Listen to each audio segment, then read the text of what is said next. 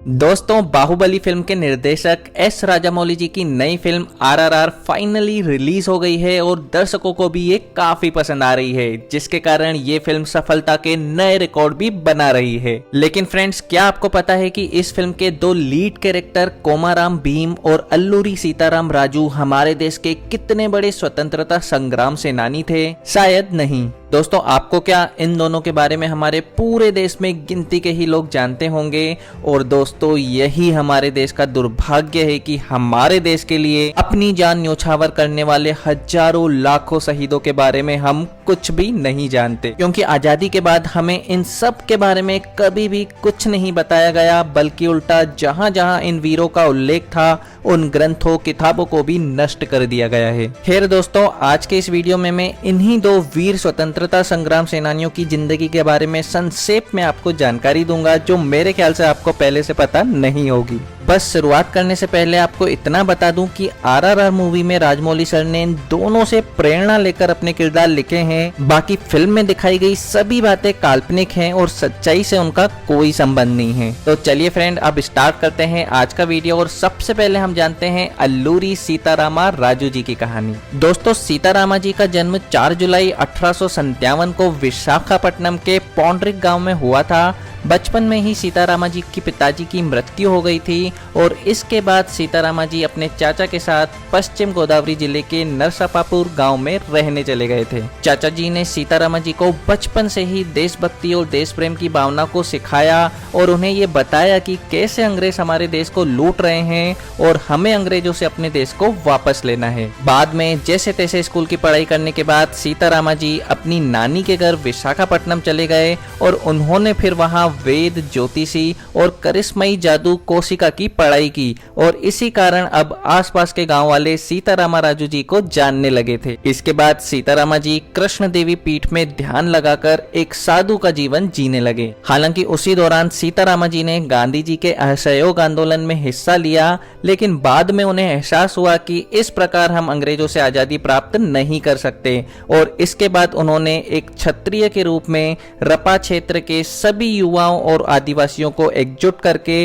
अपना एक स्वतंत्रता सैनी संगठन की स्थापना की। इसके बाद उन्होंने मालाबार के स्थानीय लोगों की मदद से मालाबार के जंगलों में अपने सैन्य संगठन को गोरिल्ला तकनीक से लड़ना सिखाना चालू किया। सबसे पहले उन्होंने अपने सदस्यों को तीर कमान से लड़ना सिखाया और फिर उसी से उन्होंने सबसे पहले पुलिस चौकियों पर हमला किया और पुलिस वालों के हथियार लूटने लगे। इसके बाद उन हथियारों से उनके संगठन ने उस दौर में एक के बाद एक कई पुलिस थानों पर ताबड़तोड़ हमले किए और बहुत सारे आधुनिक हथियार लूट लिए। उनकी इस सफलता को देखकर अंग्रेजी सरकार परेशान हो गई और फिर काफी कोशिशें नाकाम होने के बाद अंत में उन्होंने अपनी ईस्ट कोस्ट स्पेशल फोर्स की मदद ली और फिर इसी फोर्सेस के सहारे धीरे धीरे सीताराम जी के संगठन के सभी प्रमुख लोगों को पकड़ने में सफलता प्राप्त की। हालांकि इस बीच सीतारामा जी के संगठन ने काफी बहादुरी और वीरता के साथ अंग्रेजी फोर्सेस का सामना किया, लेकिन अंत में अंग्रेजी फोर्सेस ने अल्लूरी सीतारामा राजू जी को पकड़ लिया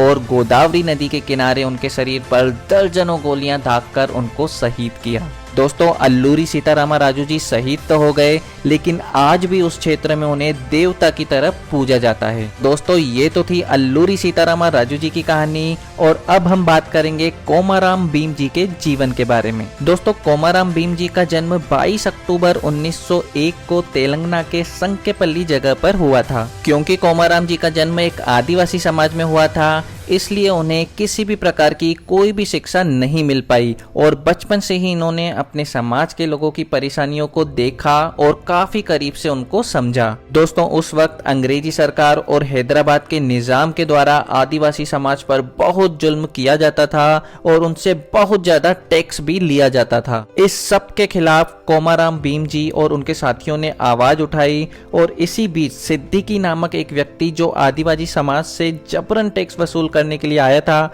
उसे कोमाराम जी ने मार दिया। इस घटना के बाद कोमाराम जी अपने साथी कुंडल के साथ छित्रपुर चले गए। छित्रपुर में एक प्रिंटिंग प्रेस था जो अंग्रेजों और हैदराबाद निजाम के खिलाफ अपने अखबार के माध्यम से आवाज उठाया करता था।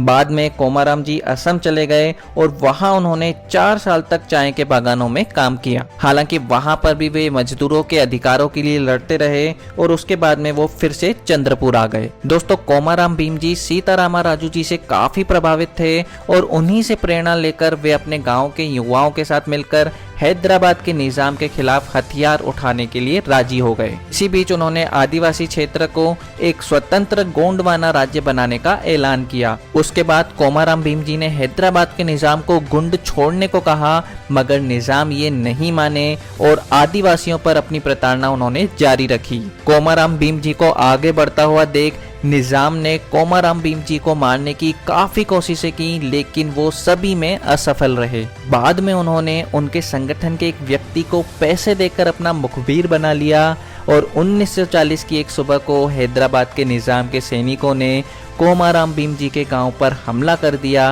और कोमाराम जी अपने साथियों के साथ पूरी वीरता से निजाम के सैनिकों से लड़े और अंत में शहीद हो गए। दोस्तों, कोमाराम भीम और उनके साथियों को आज भी आदिवासी समाज देवता के रूप में पूजते हैं। कोमाराम जी द्वारा दिया गया नारा जल, जंगल और जमीन को काफी आदिवासी काफी लंबे समय तक इस्तेमाल करते रहे, लेकिन आज इस नारे को बहुत कम लोग जानते हैं और राजमौली सर ने अपनी फिल्म के अंत में इस नारे को दिखाकर कोमाराम जी को एक अश्रुपूर्ण श्रद्धांजलि दी है। तो दोस्तों, ये थी कहानी हमारे देश के वीर स्वतंत्रता संग्राम सेनानी कोमाराम भीम और अल्लूरी राजारामा राजू जी की, और फिल्मिनिक्स की पूरी टीम इन दोनों ही वीर सेनानियों को भावपूर्ण श्रद्धांजलि देती है। तो ओके दोस्तों, आज के इस वीडियो में इतना ही। अगर आपको ये वीडियो पसंद आया हो तो इसे अपने साथियों के साथ शेयर जरूर करिएगा, ताकि इन वीर सेनानियों के बारे में ज्यादा से ज्यादा लोग जान पाएं। बाकी अगर हमारे चैनल पर आप पहली बार आए हैं और इसी तरह के वीडियो आप देखना चाहते हैं तो हमारे चैनल को अभी सब्सक्राइब करके इसके नोटिफिकेशन बेल को ऑन कर दें।